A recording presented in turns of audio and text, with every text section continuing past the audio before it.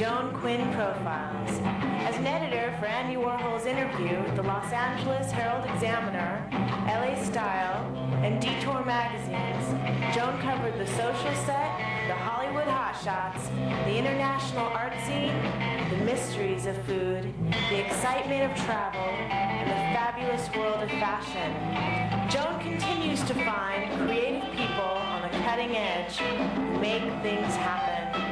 Here's Joan Quinn. Hi, I'm Joan Quinn, and welcome to the Joan Quinn Profiles. Waiting to be profiled are filmmaker Eric Nazarian and singer, actor Kurt Reichenbach. Filmmaker, writer, director Eric Nazarian was born in Armenia and raised in Los Angeles. He graduated from USC School of Cinema with a Bachelor of Arts in Film Production. In 2008, he received the Nicholl Fellowship in Screenwriting from the Academy of Motion Picture Arts and Sciences. He was one of 5 chosen from over 5,000 submissions. His work is played and won awards on the festival circuit. And I know you've been on the festival circuit, Eric, and your father was a photographer. Yes. Did that influence you in any way to be a filmmaker? Very much so. My father is an amazing photographer, and his passion, his lifelong passion, has been cinema. So when he was a very, very young man, my parents were born in Iran before they repatriated to Armenia. And he would watch all these great old films, the Hollywood classics like Ben-Hur and West Side Story, The Great Escape, Lawrence of Arabia. They were readily available? Yes, back then it was the time of the Shah's Iran, which was much more Western friendly with these big cinema palaces. So it was, really an amazing presence in the house, movies. And so you saw them too, I guess, if he was watching them. Here in America, yes. When we emigrated to America. In 1981, there was a lot of weekends. Every weekend we would watch movies, and obviously would rent movies from the video store and on TV. And it was he's a major influence in my life. Did he ever make motion pictures or films? Unfortunately not, because life in the Soviet Union was extremely limited to what you can do as an artist. So what kind of photography did he do? And does he continue to do? Yes, I worked in his mini lab when I was in junior high and high school. That helped a lot. He taught me a lot about photography, and then I did a lot of freelance photojournalism and journalism while I was in college. You were doing journalism. What kind of photography was he doing? Well, his main work in America was in the laboratory. Oh, he worked in the lab. Yeah, he was a developer, technician, photo technician, but he came up through photography in Armenia. Oh, I see. Portraiture, landscape, many different kinds. Did he do shows too, exhibitions? No, just unfortunately. Whatever he. Yeah. But your work in journalism was published. It was published in AIM and several other. AIM, written by Armenian Reporter. Oh, Armenian Reporter, yes. Right. So that actually, watching films and having your father being that so enamored with films, was laying the background for you all the time. Absolutely. No, it was really, movies were, they continue to be dinner table conversations. I mean, is that right? Yeah, movies are like, it's like as prevalent as a picture of Mount Ararat is in an Armenian's home. Movies are there, yeah. When you went to SC, did you decide you were going to be a filmmaker, or were you going to continue as a journalist? No, my whole life, that's all I've ever wanted. I knew whatever I did was just a stepping stone to making movies. And that was the one only obsessive, direct, complete. That's all I wanted. I didn't want any. And photojournalism was really the DNA when I was in Nagorno-Karabakh, and when my Aunt Parik was the photo archive manager at AIM, so they would send me on assignments to do the Ararat home, to do gang graffiti, to do martial artists, who were like, world traveling martial artists, or to do, an event at the Hominid Men, sports event. So I covered the Armenian community in the Southland as one of their correspondents. But was that then in your mind, I could make a film about this graffiti, I could make a film about these athletes? Yeah. Were you thinking about that, what you were doing, snapping pictures, really? Yeah, not as much. I mean, it's strange because the subject that I would photograph, it was going in there for a brief time,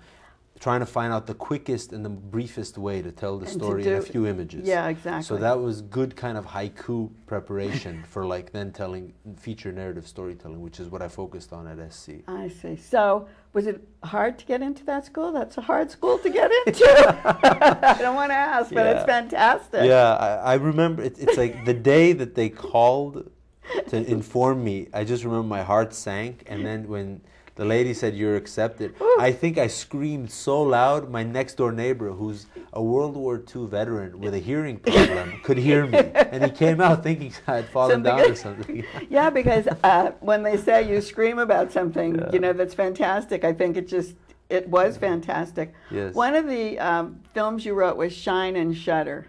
Yeah, it's a short story. It's a short story. What is that? Oh, it's a story. Tell us about it. It was one of my first stabs at short story writing. I love the medium of short stories, like Chekhov and Maupassant and all these great, like Jack London.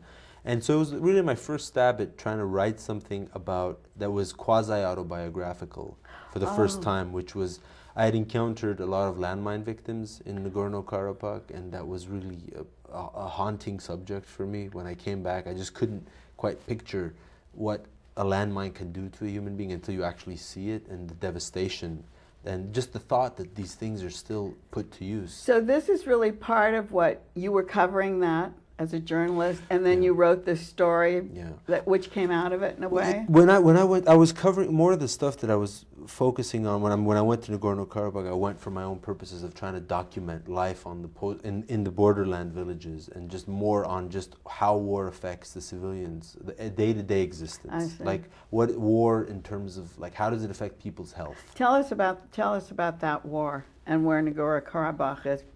Between Azerbaijan and Armenia, right? Between Azerbaijan and Armenia in the southern Caucasus, and it was the Bosnia of the Caucasus after the Soviet Union's collapsed and all the states began to request, reunification of land, different sections of land. Yeah, and it was a very tragic war, and in a lot of ways it's been a forgotten war, and it created very severe casualties for both sides. But it's still a touchstone, isn't it? It's still a problem. It's frozen. It's not resolved. It's frozen. And then Land of Plenty, does that come out of that? Land of Plenty came out through my kind of experiences of walking through these borderland villages and just being obsessed with the theme of, the innocence of childhood and the profanity of war. You were in Armenia. Do you remember any of this? As a child? Yes. As a child, I was very, very young when we came. That's what I mean. Would you remember any of that? No, because it was time of the Soviets, and my memory wasn't quite developed. But oddly enough, the older I get, little by little, I remember more. But it was a way different time back then than it was after the Soviet Union's collapse. I think there are two. You have to look at Armenia before and after the Soviet Union's collapse. And has your family been back? Yes. So they can see the difference, obviously. Absolutely. And then with talking to you about it, and with your working on films and stories, I guess it embellishes what you're doing. I mean, it adds to what you're doing, having them know about it. Well, after these stories, which you didn't go to screenwriting school, did you?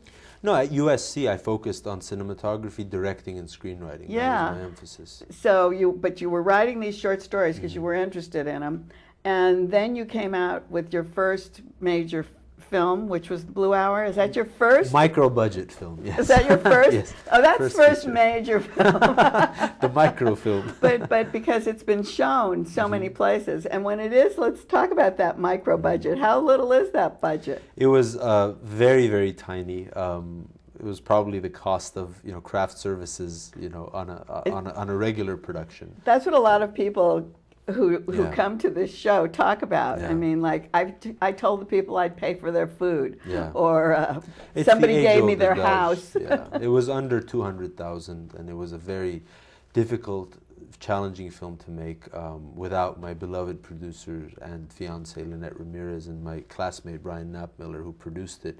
The film they really did a phenomenal job. So tell us about it. Was it all scripted? Yes.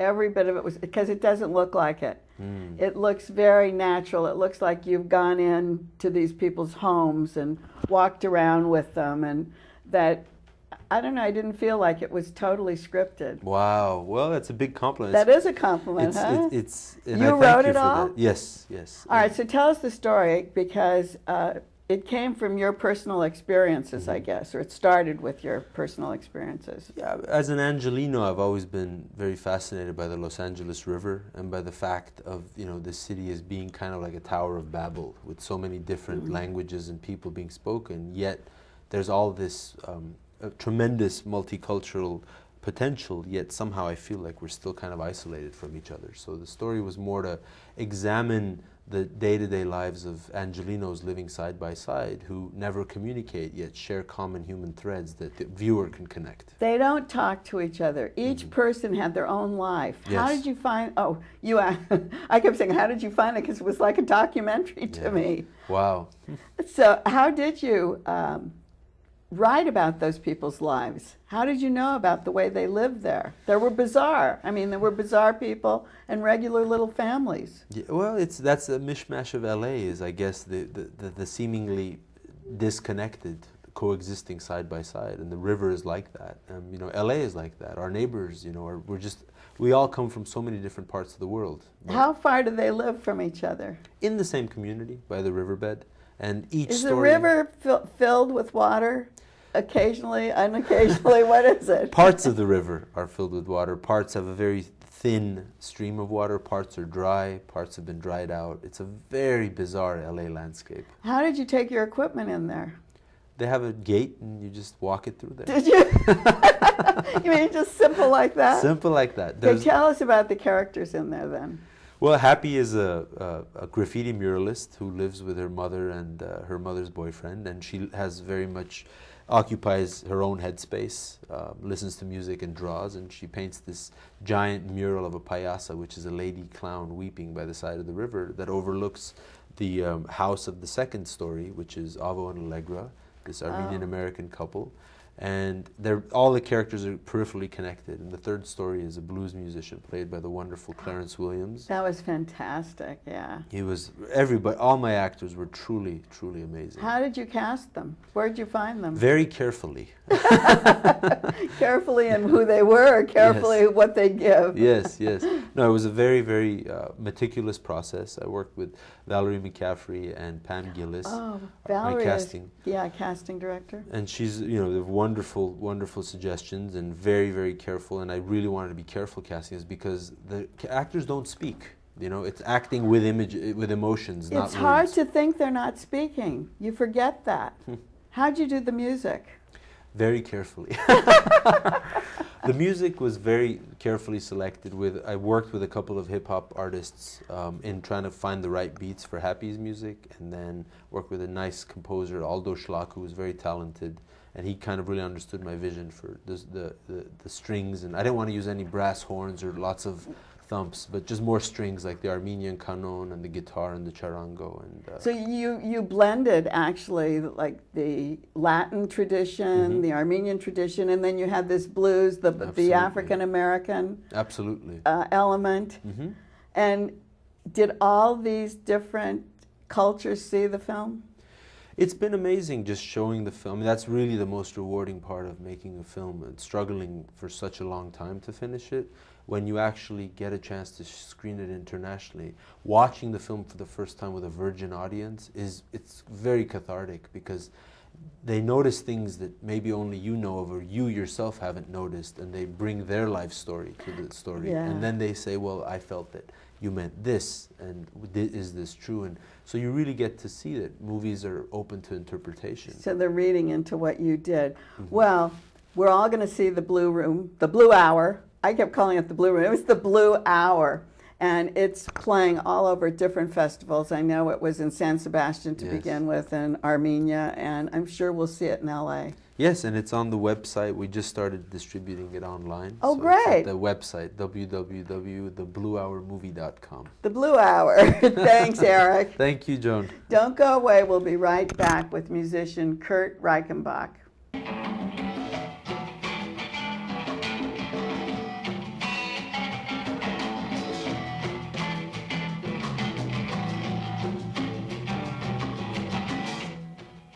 Hi, I'm Joan Quinn, and welcome back to the Joan Quinn Profiles. I'm here with actor, singer Kurt Reichenbach, who was born and raised in Maryland. He attended the Seventh-day Adventist Tacoma Academy, Prince George Community College, and he studied commercial art and literature at Montgomery College. His father, Bill, was a pioneer drummer in the bossa nova field, and his brother, Bill Jr., an internationally known trombonist. So coming from a musical family, what were you doing in commercial art? Anything but music. Anything? Anything. Were you the rebel? I didn't want to be compared. I know, it gets tough. You were Yeah. the young one, right? Yeah, at the time anyway. There's more after me, but yeah. But then I was thinking that maybe you went into commercial art to design album covers. No, it was really easy. I went into commercial art because it was just a gift, and I had a good sense for design, and I was a good illustrator, and so it was easy to sell, so it worked. Do you continue that? I still do some, yeah. Do you? You grew up backstage, though. Yeah. And tell us about that. At all these clubs, let me tell you about it. Okay. At all these clubs in the D.C. area, like the Lotus and Cellar Door and Sure. The Showboat, Bird's Nest. Yeah. Who were those people and what were you doing there? Well, the Showboat's the first one that I used to really go to a lot. Before that was the Lotus. It was a wonderful Chinese restaurant, and it had Steve and Edie would come in, and all these big. It was a big deal club. In D.C.? In D.C. It was. You'd go up the stairs in this building, and upstairs was this big neat room with blue mirrored pillars and lots of tables, and they actually had a stage show with dancers and stuff that would come out. And it was a restaurant? It was also a restaurant. So it was a nightclub, and it was a wonderful supper I club. see. And my dad was the leader of the band there. And, He was. And all kinds of people would come in, and I'd go down for rehearsals and watch all these wonderful rehearsals with all these big name stars. And I was just like 4 or 5 years old. Oh, you were really young. And I was a kid, yeah. But were you playing an instrument at that time? Not at all. No, I played the record player. I just put it on there. You play the phonograph. I could do that, yeah. So growing up, you had people like Ella Fitzgerald and Frank Sinatra. I got to see those people, like sitting as close as I am to you, performing. We went to the Carter Barron Amphitheater one night, which is an outdoor venue in Washington, D.C., and that was the night everybody in the show brought their families. There was no seats for us. So they set chairs up for us on the stage, and I was in the front row, and Ella Fitzgerald came out. She was standing 6 feet from me singing, and she would look at me and make faces and things while she was doing the show. Did she know your father? Yeah, She we knew all you- met before she came You out. all, and- so yeah. she knew you were part of the family, and Billy Eckstein? Billy Eckstein used to come into town and use my dad to do drums with him whenever he was in town. And so I was very thrilled that he knew who I was. He'd see me say, "Hi, Kurt." I'd go, "Oh, Billy Eckstein knows my name." I know, that's fantastic. And Sinatra was, He your didn't know my father name, played? but my dad worked with everybody. Your dad worked with everybody? Yeah, the night I saw Sinatra, I don't think he even knew his name. So Yeah, so that's okay. One of those nights, you know. Did you travel with your father? Sometimes local stuff on the East Coast, because my dad had a van, and so he'd drive for the trio, the Charlie Bird Trio. So when they did that, I sometimes could go along. Oh, and, I see. And it was fun. We'd get to go to concerts.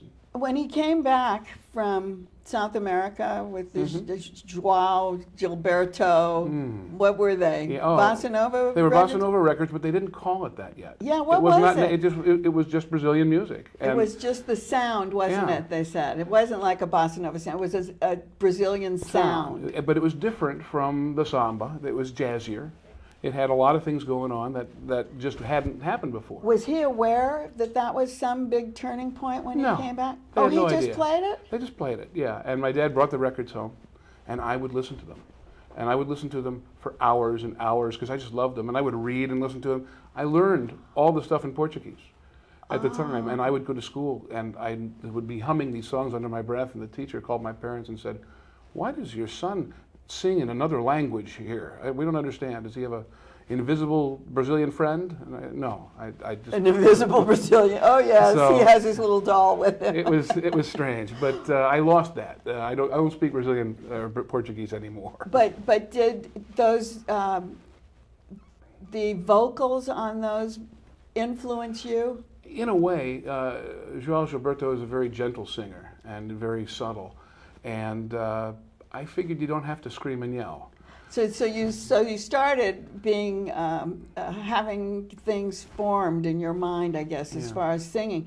Definitely no instruments, right? Well, I played a little trumpet badly, and trombone, and the double bell euphonium. Oh, I saw a double bell euphonium. I think they had one at Disney Hall the other night. It could be. They're rare, but they're fun. Rare. They told. I went up and asked him what it was because I had never seen one before. Yeah, it looks like a small tuba with an extra bell that's the size of a trombone bell. And there's a little extra key that you push that, and then whatever you play goes through that bell instead of the main bell. Oh, I see. But it's hard to play. But that wasn't a career move for you. No. So how did jazz singing become a career move for you? Well, my mom was a wonderful singer, and she didn't sing in public. But when she was with my dad, and they were traveling with Tommy Dorsey, she met one of Sinatra's vocal coaches. And he told her, well, I'm going to put you with a big band. And my father said, over my dead body. He wasn't going to let that happen because back then it wasn't a good thing for a woman to be traveling with a band, especially a married woman. So she stayed home. Your father wasn't traveling with them though, right? Well, he was traveling, we would have been with a different band. Oh, he would was have it been different? with Tommy, and my mother would have been some other band. That wasn't going to happen. That wasn't going, okay. So she came home and had kids instead, and got like regular jobs working at a bank. But she always sang. Oh, she and did. she sang, and she had a wonderful kind of jazz feel to things. And so I would listen to hear her vacuuming and singing, and probably the way I sing has a lot more to do with what she did than anything else that I have heard. Did you take singing lessons? No. You never did? No. Well, I know you had all this heavy-duty talent around you, but you didn't take. No, I was in vocal groups in school, and so I had to know enough and choirs to choirs and chorale and stuff, and so I had to be able to read some music, but I didn't really study voice. Your brother played the trombone. Did you sing with him? Never. Not until recently, no. Have you now? Oh yeah, but he comes to almost every gig I do and sits in with me. And he flew to New York when I was at the Metropolitan Room just to sit in with me 2 nights there, which was fabulous. It's so nice to have him. Oh, that's nice. Okay, so we have this CD. The Night Was Blue. That was the first, my first CD. My dad's on there. It's the last thing he did. So tell us a little bit about it, because it's gotten fantastic reviews. You get compared to Bobby Darin and Mel Torme and all these fantastic singers. So you must be doing something right. I guess. It just kind of happens. I don't think too hard about it. I don't think I ever do anything that's the same twice. Do you do any kind of vocal exercises? Or? Well, I try to sing for 45 minutes or so before the show. I try to run through songs that I know I'm going to mess up on and kind of keep them in my brain. And you don't accompany yourself? No, I wish I did. That's my biggest regret in life is that I didn't learn to play the piano. Because I would love to do that, because I would then have control. That wasn't a thing, though, in your family, was it? No. It was instruments they could pick up and take with them. Yeah, well, my mom played the piano some. Oh, did she? So we had a piano. But my father, he's dragging the drums and the trap set around, and I said, don't you wish you took up the flute? This is so heavy, And my brother with the trombone. How did you choose the songs on this? They were just favorites. A few people suggested some, but they were songs that I just sang around the house and in the shower, and I thought, well, I can't get a lot of people into the shower, so I'm going to have to do this for a bigger audience. And so I told my brother, let's do this. We'd talked about it for 10 years. And my dad was going to play the drums on it. Oh, so he did? So my dad's on the drums, yeah. He came out of retirement, flew out here, and my brother wrote the charts. I was going to say, who did the arranging then? My brother. He did the arranging for you? He's an amazing musician. And then, did he then produce it as well? Or yeah, who produced it? He and Gary Grant, the trumpet player. Oh, so you have a trumpet, a trombone, and a drums? And we have all kinds of other people. All these people on the list on the front are famous saxophone players and trumpeters, and they're all jazz guys. Dan Higgins, for instance, is a great saxophone player, and you hear him in all kinds of movie soundtracks and records. And Larry Coons is a terrific guitarist. Mike Lang, a wonderful pianist. Biff Hannon's a great pianist. Don Menz is a famous jazz saxophone player, and on here, he does one of the most beautiful solos I've ever heard him do, because usually he's doing this real kind of experimental avant-garde stuff, and this is just so beautiful. Were they your friends before? Some of them were. Ernie Watts was my friend, and he came in and did it, and but a lot of them were my brother's friends too. So, but it was like a family kind of a friendly get-together, like a jam session in a way, right? It was a lot of fun.